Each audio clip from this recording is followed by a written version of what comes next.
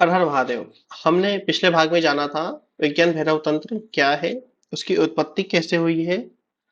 और हम आज बात करेंगे कि इस ग्रंथ का अगला भाग क्या रहता है। हमने कल यहाँ तक अध्ययन किया था कि इस तंत्र को इतना सरल भगवान ने बनाया कि गृहस्थ, सन्यासी, स्त्री, पुरुष, युवा, वृद्ध कोई भी इसका प्रयोग कर सकता है और अनुभव ले सकता है।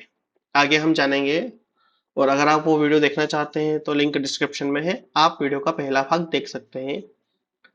भगवान यहाँ पर कहते हैं कि इस तंत्र में इनमें किसी विशेष पूजा पाठ, हवन या कठोर नियम की आवश्यकता नहीं थी, और केवल जागरूकता और अभ्यास अभ्यास की जरूरत थी। यानी कि आप एक थोड़ा सचेत रहें, विश्वास रखें अपने इष्ट पर, और उसका प्रतिदिन थोड़ा थोड़ा प्रयास करते रहे। बनते कोशिश। शास्त्र तो 3 समय का इसको अभ्यास बताता है: प्रातः ब्रह्म मुहूर्त, दोपहर यानी मध्यान्ह काल, और सायं संध्या के समय। ठीक है। अब हम जानेंगे भैरव और तंत्र का अर्थ। भैरव, यहाँ भैरव का अर्थ है परम शून्य और अनंत चेतना का स्वरूप, जो न जन्म लेता है न मरता है। यानी कि हम इसे स्वयं ब्रह्म की तौर पे भी देख सकते हैं, और भगवान शिव को हम अनादि कहते हैं। यहाँ पर भैरव शब्द ने भगवान शिव की व्याख्या भी की है, हम इस तरह से इसको ले सकते हैं।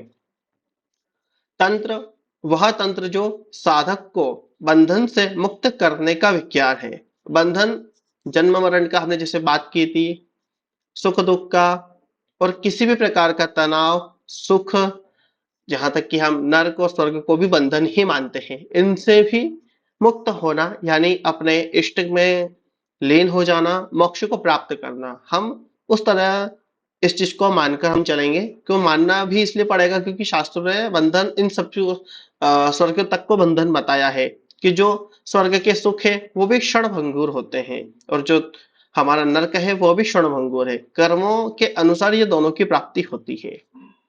इसलिए विज्ञान भैरव तंत्र का हुआ परम चेतना भैरव का अनुभव कराने वाला विज्ञान। यानी कि भैरव का अनुभव करना, यानी कि आपको कहीं ना कहीं भगवान शिव का ही अनुभव होगा। ग्रंथ का महत्व कुछ इस प्रकार है कि यह ग्रंथ केवल दर्शन नहीं बल्कि अनुभव की किताब है। यानी कि आप किसी भी चीज को देखना इतना ही नहीं, उसको समझना ये भी नहीं, आपको प्रत्यक्ष अनुभव करवा सकती है ये किताब। ठीक है। इसमें बताए गए 112 मार्ग आज भी ध्यान, योग, माइंडफुलनेस और आधुनिक मनोविज्ञान में उपयोग हो रहे हैं। यह ज्ञान कालातीत है, यानी बहुत पुराना है। समय बदल सकता है, साधन बदल सकते हैं, पर अनुभव की प्रक्रिया वही रहती है। हम जानते हैं, जैसे उदाहरण हम लेंगे, दर्द, समय बदला, साधन बदले, और पर हर व्यक्ति का प्रेम में आज भी वही दर्द है, वही पीड़ा है। वही सामान्य प्रेमी की होती है जो भगवान कृष्ण की हुई थी। वही पत्नी का वियोग व्यक्ति को वही रहता है जो भगवान राम ने झेला, और वही आज का व्यक्ति झेलता है। और किसी व्यक्ति को कोई आहत होता है, यानी कि कष्ट होता है, किसी में दर्द सहन करने की क्षमता होती है, हम ये मानते हैं, पर दर्द तो उसे भी होता है। किसी को कोई पीड़ा हो गई हो, चोट लग गई है, भगवान न करे किसी का एक्सीडेंट हो जाता है, पर फिर भी सबको दर्द एक जैसा ही होता है, बस कोई क्षमता से सह लेता है और कोई उसको ज्यादा नहीं झेल पाता। उसी को हम अनुभव कहेंगे, कि अनुभव जो व्यक्ति को होते हैं, जिस स्टेप से ईश्वर की प्राप्ति होती है, स्टेप वही रहते हैं। और ध्यान रहे, ईश्वर की प्राप्ति में कोई भी शॉर्टकट नहीं है। आपको साधना, साधन जिस प्रकार से बताए हैं, हाँ कुछ सुलभ हो सकते हैं, थोड़े अच्छे से आप कर लें, कोई साधारण से मिल जाए, पर आपको विधि विधान या फिर कुछ नियमों के अनुसार ही उस प्रक्रिया को दोहराकर आप ईश्वर तक जाया जा सकता है। ठीक है। हम आगे देखेंगे। अगर, देखिए, मैं अगर आप लोग कहेंगे, जैसे कि मैंने यहाँ पे आप लोगों के लिख दिया था कि अगर आप चाहें तो मैं आपको माता पार्वती और भगवान शिव के बीच हुआ पूरा प्रश्न उत्तर संवाद भी दे सकता हूँ, जिसमें 112 विधियां विस्तार से बताई गई है, और वह कहानी शैली में होगी। ठीक है। हम इसे कहानी के रूप में मैं आपको बता दूंगा। मुझे मेरे गुरुजी के द्वारा जो ज्ञान मिला है मैं आप लोगों के बीच में रख सकता हूँ, उन्होंने आज्ञा दी है। और जैसे आप किसी तांत्रिक गुरुकुल में सुन रहे हो, मैं इस प्रकार से आपको बनाकर बताऊंगा। और अगर आप कहें तो क्या मैं वह पूरी संवाद शैली में तैयार कर दूं? ठीक है।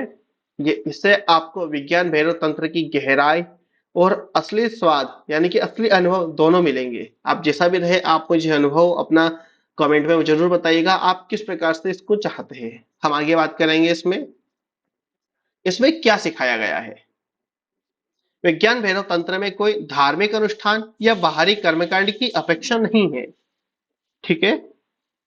इसमें बताया गया है कि मानव प्राण और इंद्रियों के जरिए हम कैसे परम चेतना को पहचान सकते हैं, ये इस ग्रंथ में सिखाया गया है। वर्तमान क्षण में जीकर हम जन्म मरण के चक्र से मुक्त हो सकते हैं।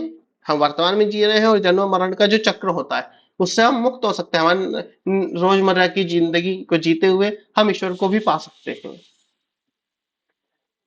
ध्यान के 112 तरीके जो हर इंसान अपने अनुभव के अनुसार चुन सकता है। ध्यान करने के, ईश्वर को पाने के, भगवान शिव के आशीर्वाद से इसमें 112 तरीके हैं जो हर इंसान अपने स्वभाव के अनुसार चुन सकता है। ठीक है। यानी कि आप किसी भी तरीके को ले सकते हैं, प्राप्ति आपको वही होगी। ध्यान दें, 112 विधियों के उदाहरण कुछ इस प्रकार हैं, मैं आपको थोड़ा सा बता देता हूं। श्वास पर ध्यान। ठीक है। यानी कि श्वास के आने जाने की प्रक्रिया को पूर्ण जागरूकता से देखना। ठीक है। जो हमारे श्वास आ रही है जा रही है, उसकी जो प्रक्रिया है, उसकी जो गति है, उसे हम पूर्ण अनुभव से उसको देखते रहे। ठीक है। अगला इसमें है मौन ध्यान। ध्यान रहे कि ये 112 ध्यान के थोड़े से उदाहरण हैं कि किस तरह से वो है, मैं आपको बता रहा हूं। अगला आता है मौन ध्यान। मन में उठने वाले विचारों को देखना लेकिन उनसे जुड़ना नहीं। हम विचारों से जुड़ते तब है जब हम कुछ कहते हैं, हम उसको कोई प्रतिक्रिया नहीं देंगे, तो वो होता है मौन ध्यान। अगला होता है ध्वनि ध्यान। ठीक है। किसी एक ध्वनि, ध्यान दीजिएगा, किसी एक ध्वनि जैसे ओम का जप, जैसे कि ओम, इस प्रकार के जप में पूरी तरह से लीन हो जाना। यानी कि अगर मैंने ओम का उच्चारण अभी दिया है तो उसमें म कैसे जा रहा है, उसकी जो ध्वनि तरंगे हो रही है, मन में कितनी वाइब्रेशन कर रहा है, ओम के ही शब्द में उसको विचार करना और उस पर पूर्ण तरह से अध्ययन करना और ध्यान लगाना। ध्यान लगाने का मतलब ये नहीं कि आप बाहर के विचारों को आना छोड़ दें, नहीं। शुरुआत में जो विचार आते हैं उन्हें आने दो, पर उनको फॉलो मत कीजिए, उन्हें आए चले गए। ठीक है। अगला रहेगा शून्य ध्यान करना। ठीक है। खाली आकाश या शून्यता पर ध्यान केंद्रित करना। जैसे कि शून्य ध्यान ऐसे होता है, अकेले रूम में बैठ गए, बस वहीं पे ध्यान लगाए, या फिर हम आसमान को देख रहे हैं और आसमान में भी वो ध्यान तब होता है जब उसमें बादल तारे इत्यादि न दिखाई दे, तभी आपको वह ध्यान का अध्ययन होता है। सिर्फ ब्लैंक होना चाहिए। आज की वीडियो में इतना ही। ठीक है।